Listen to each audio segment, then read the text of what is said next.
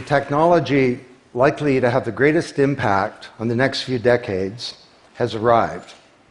And it's not social media, it's not big data, it's not robotics, it's not even AI. And you'll be surprised to learn that it's the underlying technology of digital currencies like Bitcoin. It's called the blockchain. Blockchain.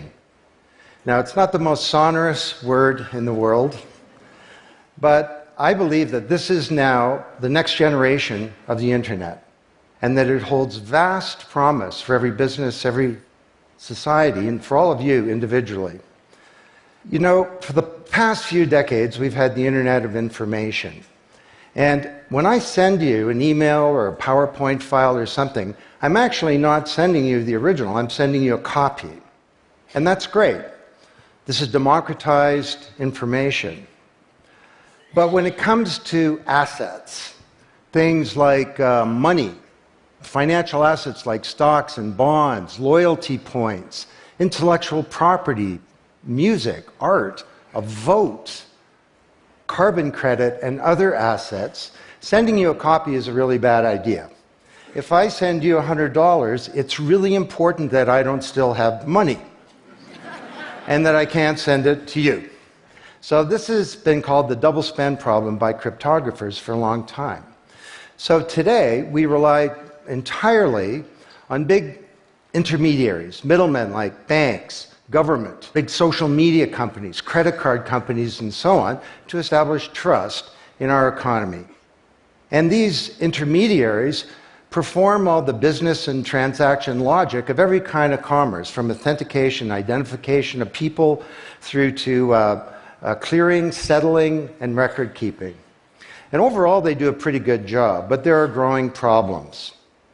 To begin, they're centralized. That means that they can be hacked, and increasingly are. And JP Morgan, the US federal government, LinkedIn, Home Depot, and others found that out the hard way. They exclude billions of people from the global economy.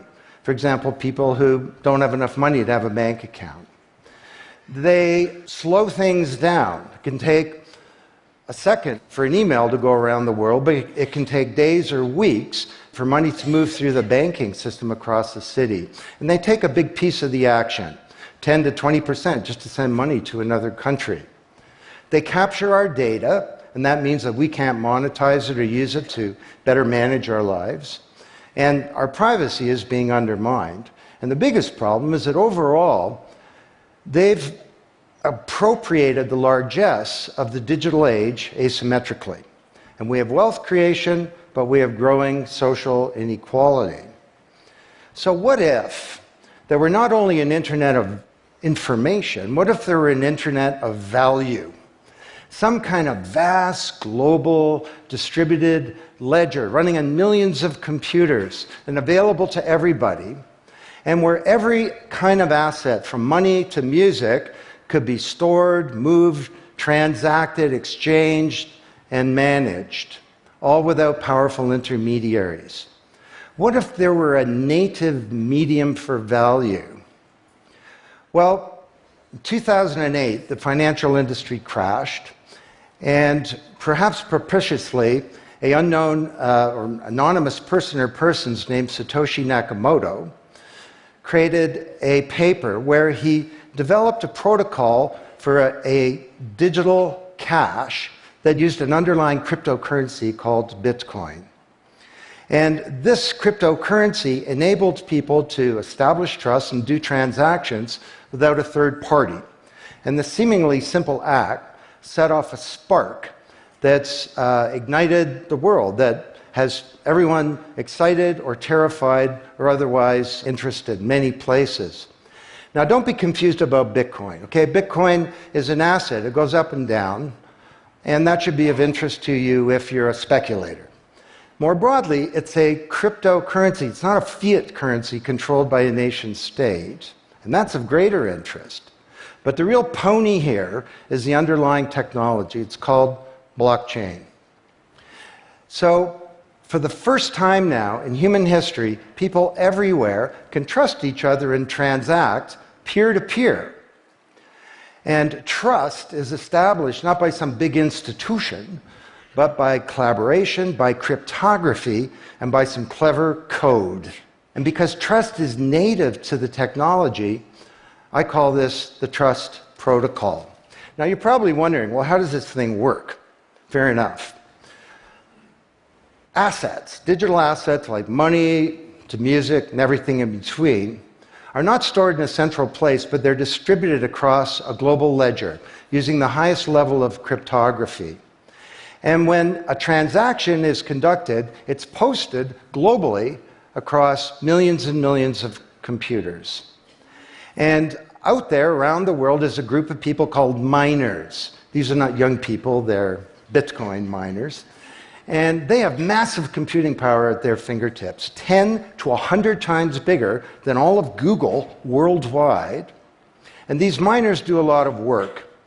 And every 10 minutes, kind of like the heartbeat of a network, a block gets created that has all the transactions from the previous 10 minutes.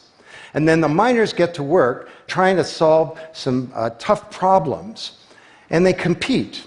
And the first miner to find out the truth and to validate the block is rewarded in digital currency. In the case of the Bitcoin blockchain, with Bitcoin. And then, this is the key part, that block is linked to the previous block and the previous block to create a chain of blocks. And everyone is time-stamped, kind of like with a digital wax seal.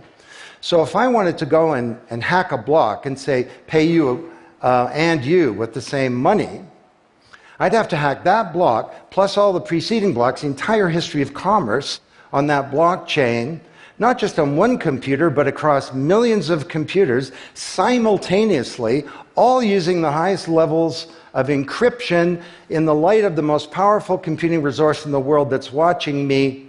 Tough to do. And this is infinitely more secure than the computer systems that we have today. Blockchain, that's how it works. So the Bitcoin blockchain is just one. There are many. The Ethereum blockchain was developed by a Canadian named Vitalik Buterin. He's 19 years old. And this blockchain has some extraordinary capabilities. One of them is that you can build smart contracts. It's kind of what it sounds like. It's a contract that self-executes. And the contract handles the enforcement and the management, performance, and payment. The contract kind of has a bank account, too, in a sense, of agreements between people. And today, on the Ethereum blockchain, there are projects underway to do everything from create a new replacement for the stock market to create a new model of democracy where politicians are accountable to citizens. So, to understand what a radical change this is going to bring, let's look at one industry, financial services. You recognize this? Rube Goldberg machine. It's a ridiculously complicated machine that does something really simple, like crack an egg or shut a door. Well, kind of reminds me of the financial services industry, honestly. I mean, you tap your card in the corner store, and a bit stream goes through a dozen companies, and each with their own computer systems, some of them being 1970s mainframes, older than many of the people in this room. And 3 days later, a settlement occurs. Well, with a blockchain financial industry, there would be no settlement because the payment and the settlement is the same activity. It's just a change in the ledger. So Wall Street and all around the world, the financial industry is in a big upheaval about this, wondering, can we be replaced, or how do we embrace this technology for success? Now, why should you care? Well, let me describe some applications. Prosperity. The first era of the Internet of information, brought us wealth, but not shared prosperity, because social inequality is growing. And this is at the heart of all of the anger and extremism and protectionism and xenophobia and worse that we're seeing growing in the world today. Brexit being the most recent case.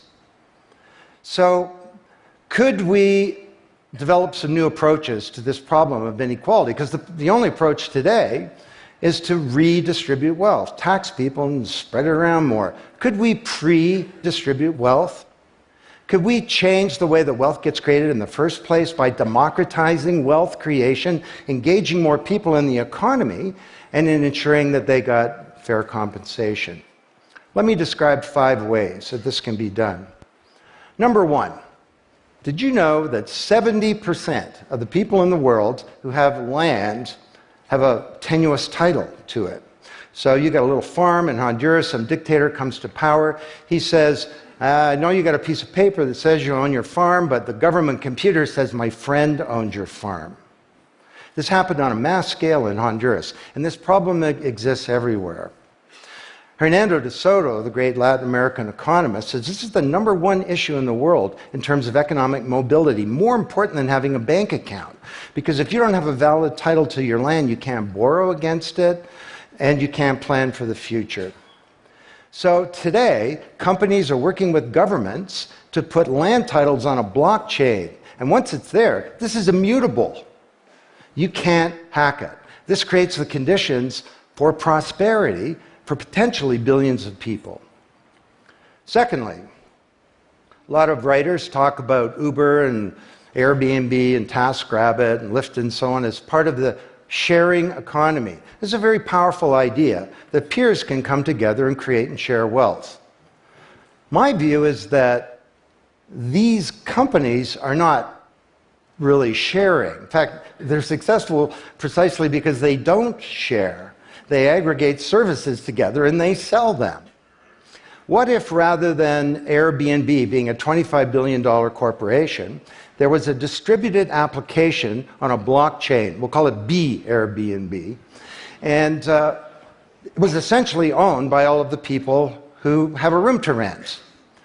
And when someone wants to rent a room, they go onto the blockchain database and all the criteria sift through, help them find the right room, and then the blockchain helps with the contracting, it identifies the party, it handles the payments, just through digital payments are built into the system, and it even handles reputation, because if she rates a room as a 5-star room, that room is there, and it's rated, and it's immutable. So the big sharing economy disruptors in Silicon Valley could be disrupted, and this would be good for prosperity. Number 3, the biggest flow of funds from the developed world to the developing world is not corporate investment, and it's not even foreign aid. It's remittances. This is the global diaspora, people who've left their ancestral lands, and they're sending money back to their families at home. This is $600 billion a year, and it's growing, and these people are getting ripped off. Annalie Domingo is a housekeeper, and she lives in Toronto, and every month she goes to the Western Union office with some cash to send her remittances to her mom in Manila. It costs her around 10%. The money takes 4 to 7 days to get there. Her mom never knows when it's going to arrive. It takes 5 hours out of her week to do this. 6 months ago, Annalie Domingo used a blockchain application called Abra. And from her mobile device, she said $300 went directly to her mom's mobile device without going through an intermediary. And then her mom looked at her mobile device, it's kind of like an Uber interface, there's Abra tellers moving around. She clicks on a teller that's a 5-star teller, he's 7 minutes away. The guy shows up at the door, gives her Filipino pesos, she puts them in her wallet. The whole thing took minutes, and it cost her 2%. This is a big opportunity for prosperity. Number 4, the most powerful asset of the digital age is data. And data is really a new asset class, maybe bigger than previous asset classes like land under the agrarian economy or an industrial plant, or even money. And all of you, we create this data, we create this asset. And we leave this trail of digital crumbs behind us as we go throughout life. And these crumbs are collected into a mirror image of you, the virtual you. And the virtual you may know more about you than you do, because you can't remember what you bought a year ago or said a year ago or your exact location a year ago. And the virtual you is not owned by you. That's the big problem. So today there are companies working to create an identity in a black box. The virtual you owned by you. And this black box moves around with you as you travel throughout the world, and it's very, very stingy. It only gives away the shred of information that's required to do something. A lot of transactions, the seller doesn't even need to know who you are. They just need to know that they got paid. And then this avatar is sweeping up all this data and enabling you to monetize it. And this is a wonderful thing, because it can also help us protect our privacy. And privacy is the foundation of a free society. Let's get this asset that we create back under our control, where we can own our own identity and manage it responsibly. Finally,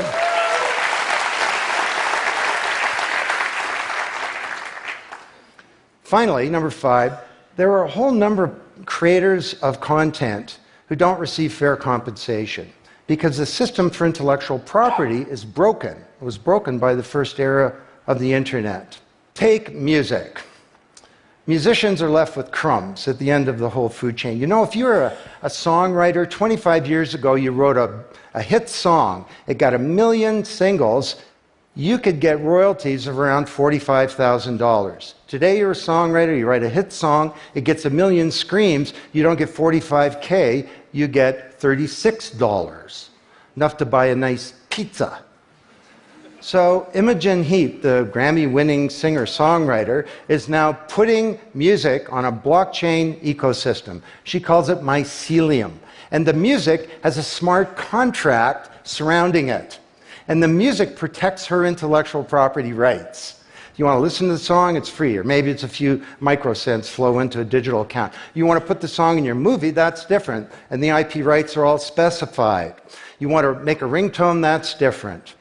She describes that the song becomes a business. It's out there on this platform, marketing itself, protecting the rights of the author, and because the song has a payment system, in a sense a bank account, all the money flows back to the artist, and they control the industry rather than these powerful intermediaries.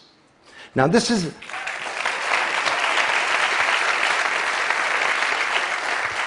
not just songwriters, it's any creator of content, like art, inventions, scientific discoveries, journalists. There are all kinds of people who don't get fair compensation, and with blockchains, they're going to be able to make it rain on the blockchain, and that's a wonderful thing. So these are 5 opportunities out of a dozen to solve one problem, prosperity, which is one of countless problems that blockchains are applicable to. Now, technology doesn't create prosperity, of course, people do. But my case to you is that, once again, the technology genie has escaped from the bottle, and it was summoned by an unknown person or persons at this uncertain time in human history, and it's giving us another kick at the can, another opportunity to rewrite the economic power grid and the old order of things, and to solve some of the world's most difficult problems, if we will it. Thank you.